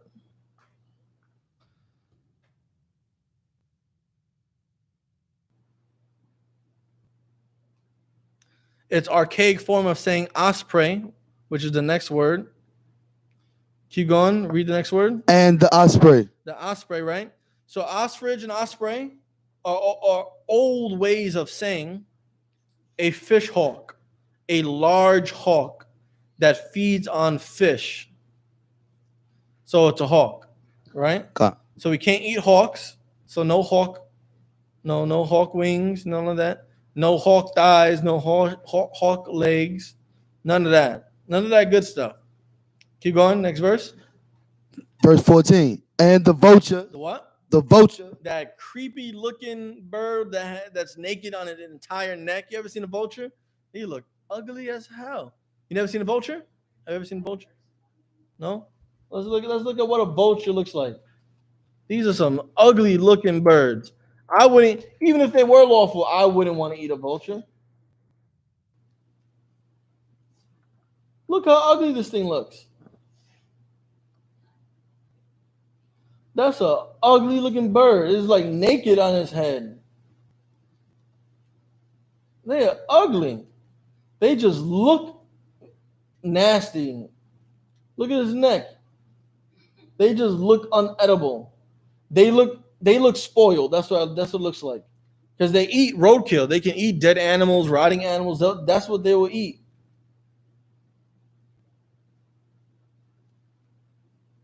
Yeah, miss me with that BS. I ain't, no vulture for me. Keep going. And the kite after his kind. The what? The kite after his kind. The kite. What's that?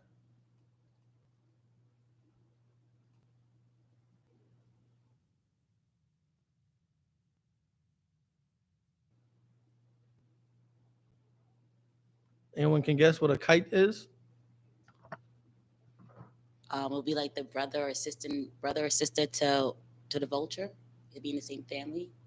No, they're in the same family as hawks.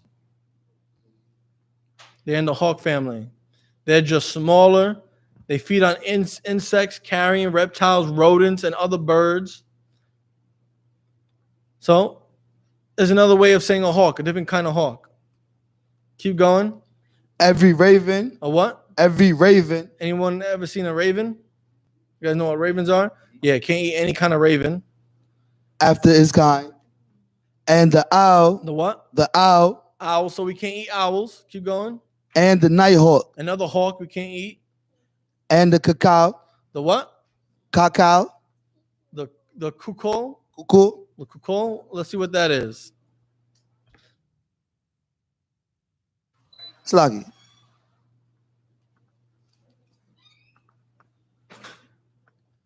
And the cuckoo and the hawk after his kind. Right? And the little owl. Hold on.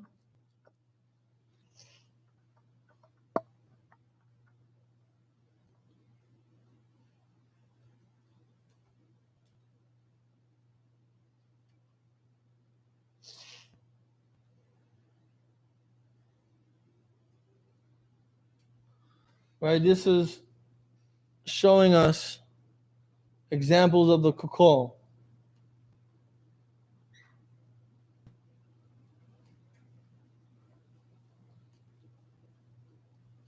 Bird that looks like this.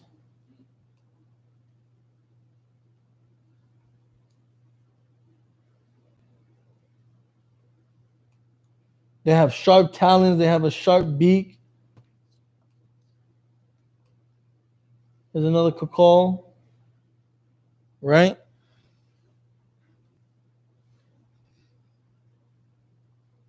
So this is a cuckoo.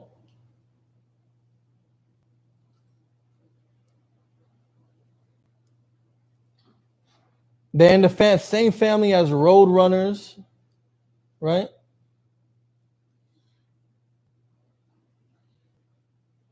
So we can't eat this bird. We can't eat any bird from the cuckoo family like road runners, right? Keep going. And the little owl.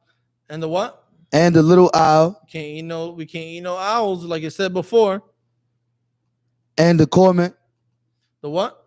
Cormorant. The cormorant. What's the cormorant?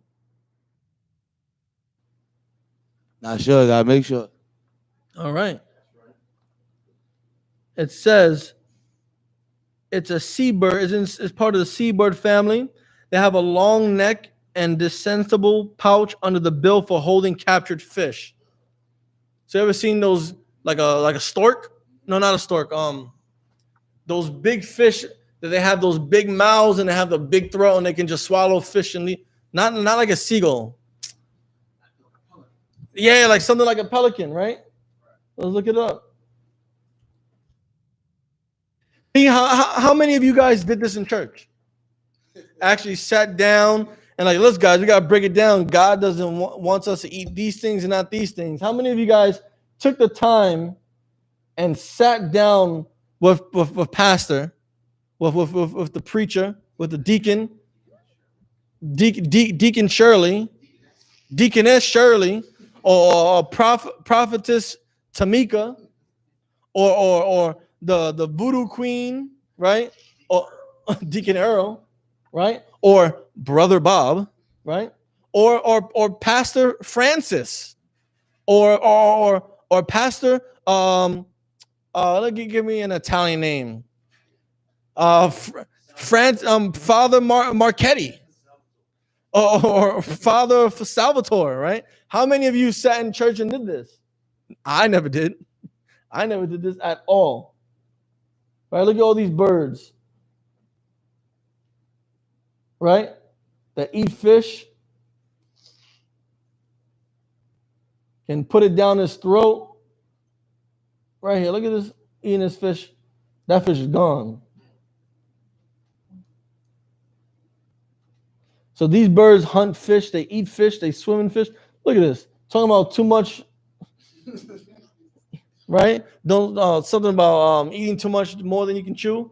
Don't bite too much more than you can chew. Something like that. What's that phrase? Eyes bigger than your stomach. Eyes bigger than their stomach, right? Look at that. Look at this. This is what they're talking about. The cormorant. Now you said pelican. I think pelican is very similar. Oh, hell yeah, look at that. Look at that big throat.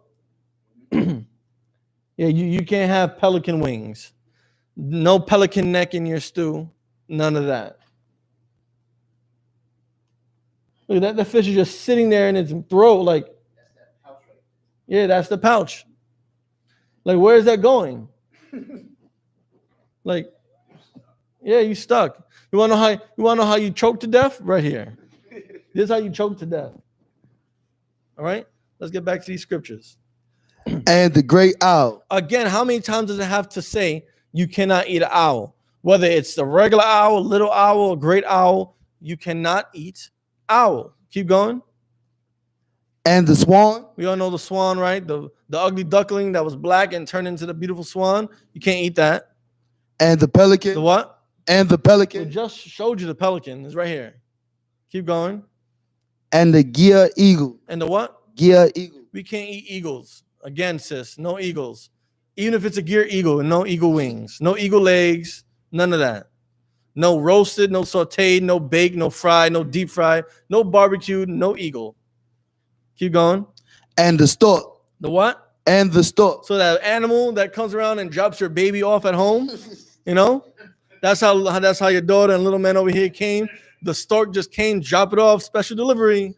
You know, we in the hood, so we knocking mad hard on the window, on the door, no bell to ring. Baby, boom, we can't eat no stork. Keep going. The heron after what? her kind. The heron. What's a heron? Not the drug, but the bird. Not sure. Let's make sure. All right. Any of numerous long-legged, long-neck, usually long-billed birds of the family Ardiidae, some scientific Greek Latin term.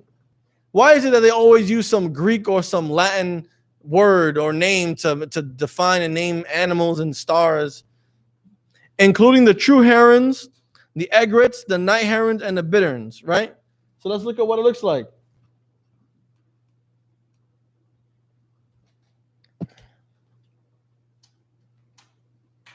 Right here, you can't eat these herons, these storks, right? And if I'm not mistaken, ostriches are long legs, like it says, long neck, right? Ostrich got a long neck, usually a long-billed animal. Ever seen a ostrich's beak?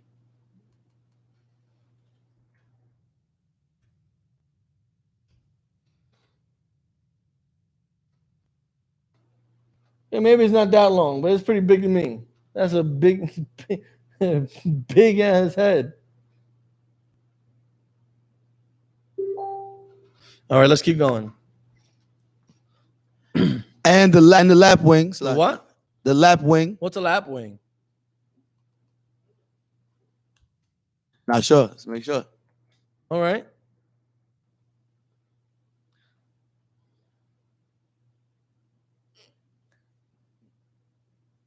A large old world plover having a long, slender, upcurved crest and erratic flapping flight and shrill voice and shrill cry. So what's a plover? A plover. Any of the various shorebirds of the family Cadrea. So shorebirds, birds are on the shore, right? A bird that frequents seashores. The snipe, the sandpiper, the plover, the turnstone, a limecoat. Well, the birds are famous for being on the seashores. Seagulls. You cannot eat seagulls. All right? Keep going. And the bat. The what? The bat. The what? And the bat. Chinese people eat what? Bat. They make what kind of stew? Bat. They make what kind of soup? Bat. The reason why people are saying that we have coronavirus is because people are eating what? Bat. So here, coronavirus, shit is getting real. It's saying right here, you cannot eat bat. But we have people, you know, biblically speaking and scientifically speaking, that have that are mongoloids, which is a Down syndrome feature. That's why we have Asians, Chinese, and Japanese, and Filipinos, and Vietnamese, and Taiwanese, and Thailand all have mongoloid features that looking like they have Down syndrome because the ancient forefather and foremothers were father and daughter. These people, they like to eat bat.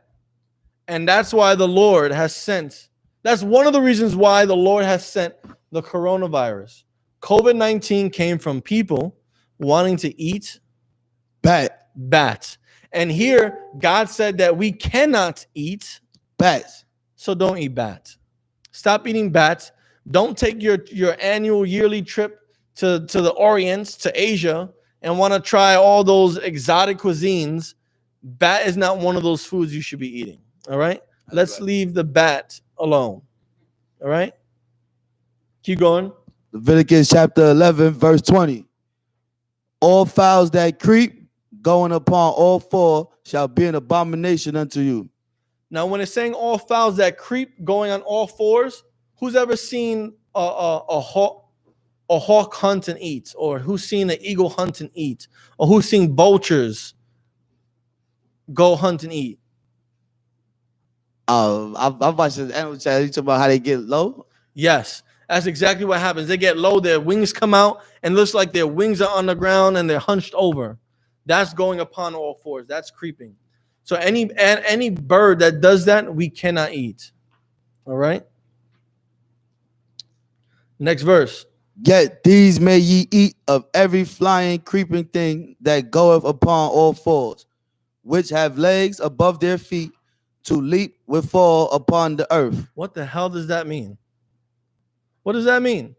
Right? Imagine hearing this on Sunday and Pastoress Shirley, you know, and Father Monticello is going over this. What does that mean? Because I never seen anyone raise their hand in church and ask a question while the priest was teaching or reading the Psalms of this person and the Gospel of Luke, and no one raised their hand to ask questions during Sunday Mass. So what do you think this means? Leviticus 11 and 21. Sis? Talking about chickens? Chickens? The way how chicken is, their legs are not, but their feet they have.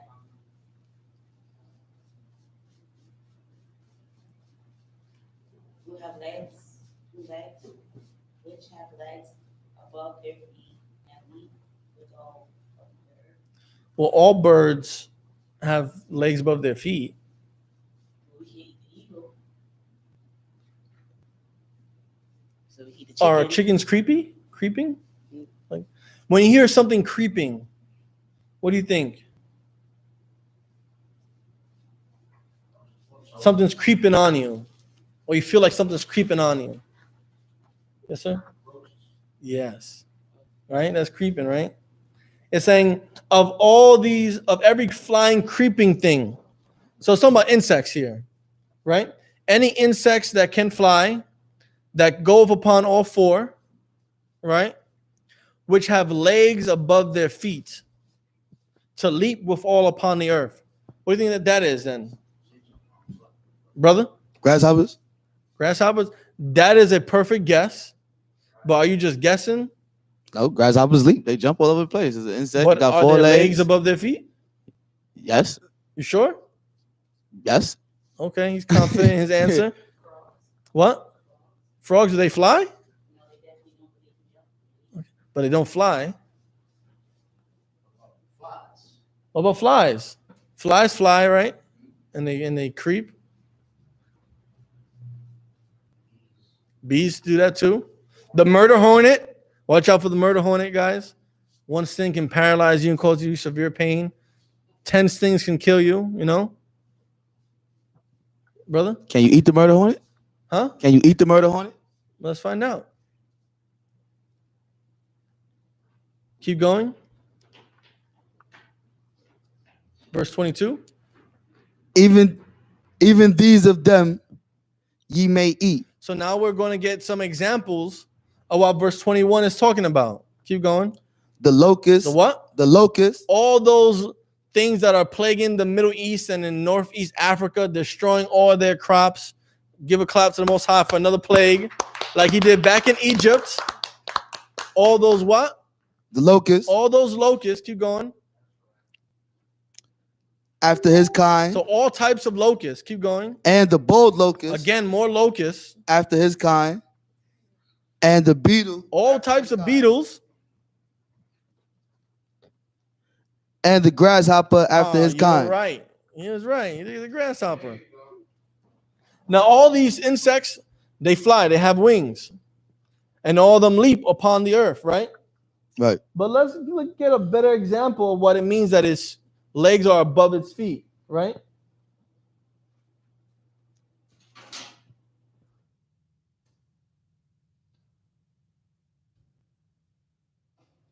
Is the locust feet.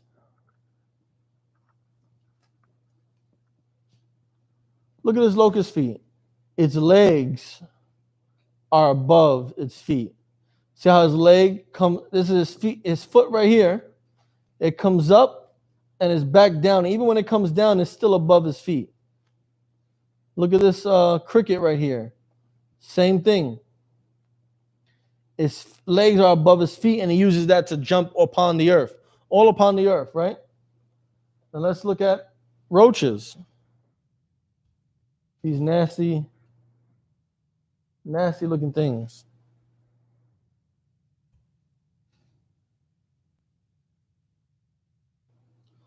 Look, the roach, everything's all together. They're parallel to each other. They're side by side. I've never seen a roach fly. I've never seen a roach leap. I've never seen a roach jump from here to here like a grasshopper or a cricket or a locust or, you know. I've never seen a roach ever do that. So it can't eat roaches. Right? Beetles.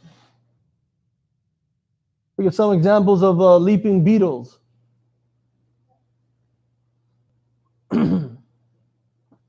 Right? Right? They look crazy. They can leap. They can walk all upon the earth. They fly. So these are things that we can't eat. Keep going. Verse 23. All other flying, creeping things which have 4 feet shall be an abomination unto you.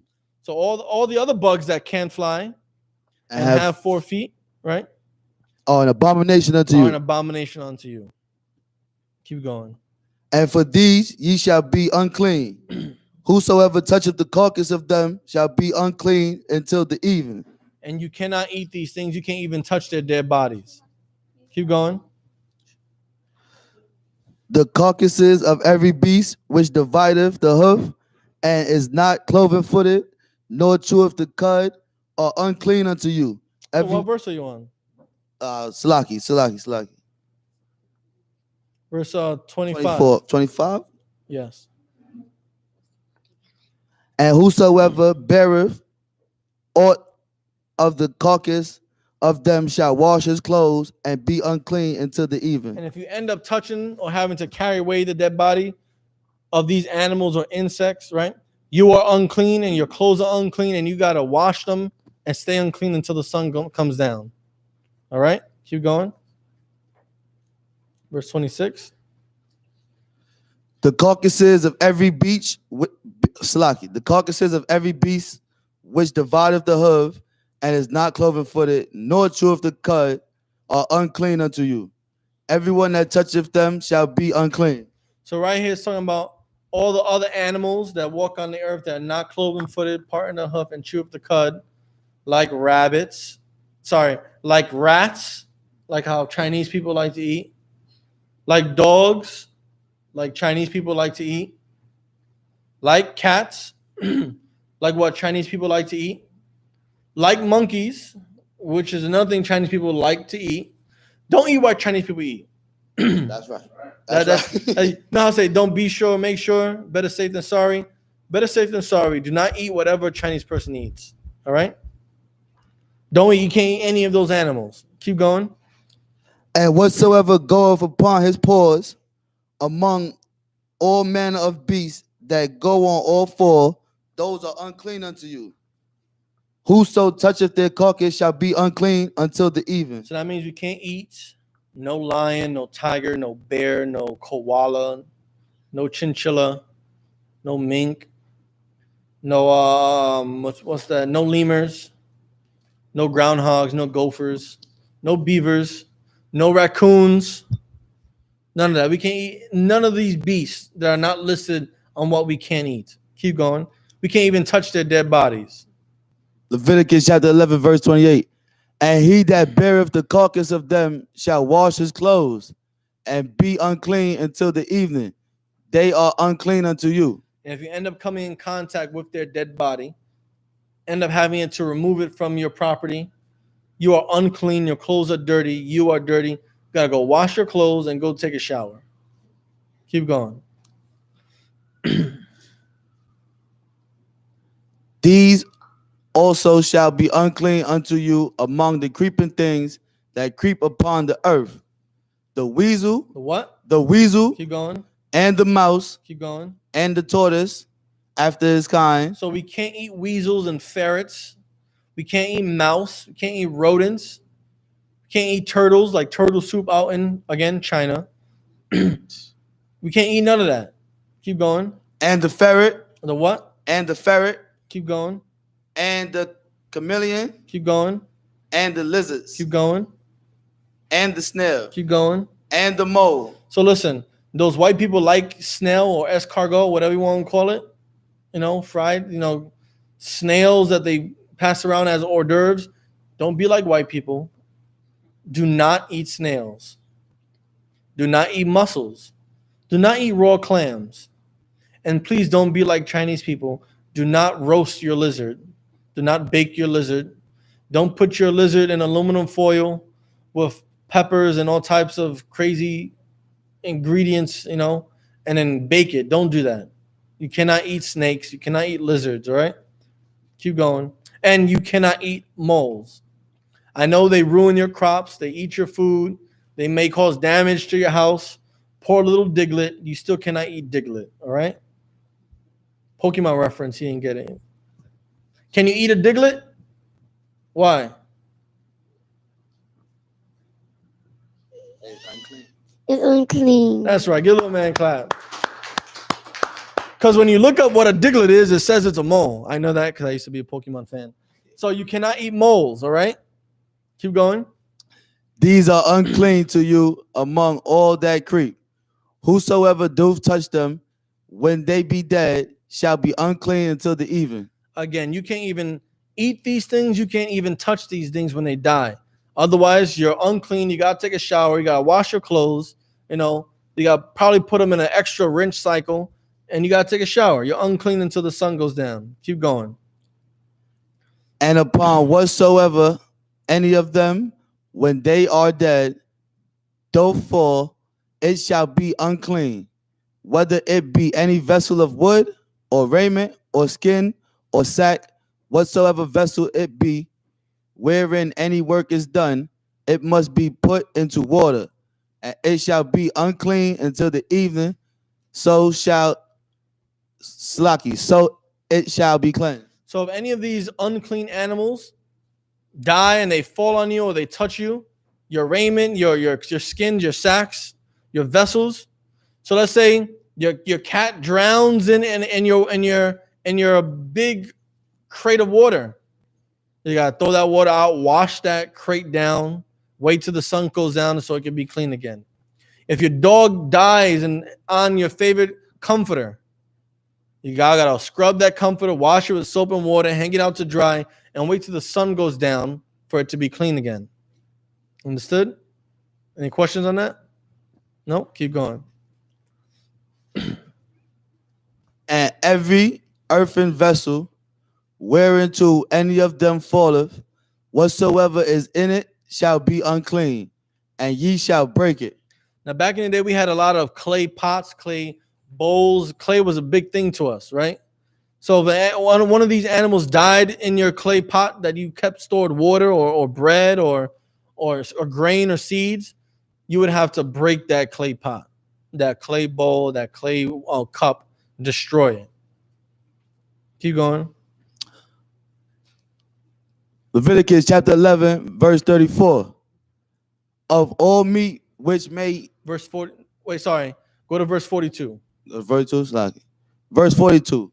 Whatsoever goeth upon the belly, and whatsoever goeth upon all fours, or whatsoever have more feet among all creeping things that creep upon the earth, them shall ye not eat, for they are an abomination. So anything that goes on its belly, like a snake, you cannot eat. Anything that goes upon all fours that wasn't labeled here, you cannot eat. Anything that has 100 legs, 8 legs, that has a 1,000 legs, like a millipede, any of those nasty little creatures, you cannot eat. You shall not eat them because they are a what? An abomination. They are an abomination, a disgusting thing. You thinking that you roasting some centipedes on a stick over a fire, but have some roasted centipede, that is a disgusting thing you're about to do to the Lord. Verse 44. Verse 44. For I am the most high power. Ye shall therefore sanctify yourselves, and ye shall be holy, for I am holy. Neither shall ye defile yourselves with any manner of creeping thing that creepeth upon the earth. Listen, and we gotta obey. Yes, sir, counselor. And we gotta obey the Lord because the Lord says He's holy, so we should be holy, and we shouldn't defile ourselves, make ourselves unclean by disobeying Him and eating any one of these animals or birds or insects that are considered unclean. Verse 45.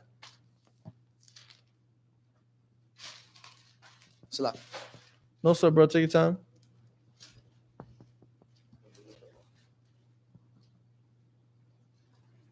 Verse 45. Leviticus chapter 11, verse 45. For I am the most high that bringeth you up out of the land of Egypt. To be your God, ye shall therefore be holy, for I am holy. And the Lord, the one that brought you out of Egypt, that put all those plagues to hit Egypt, right? He said not to do these things. He said He wants you to be holy because He's holy. All right? And right there, we're going to end class. right there. All right. So clap it up for a good class. For all the brothers and sisters that are watching online, Shalom. Yahweh Hashem Shabbat with thumb to the brothers. Yahweh Shemar thumb Hashem Shai to the sisters. All right. We're gonna end the live stream right now. Until Tuesday. I'll see you guys soon.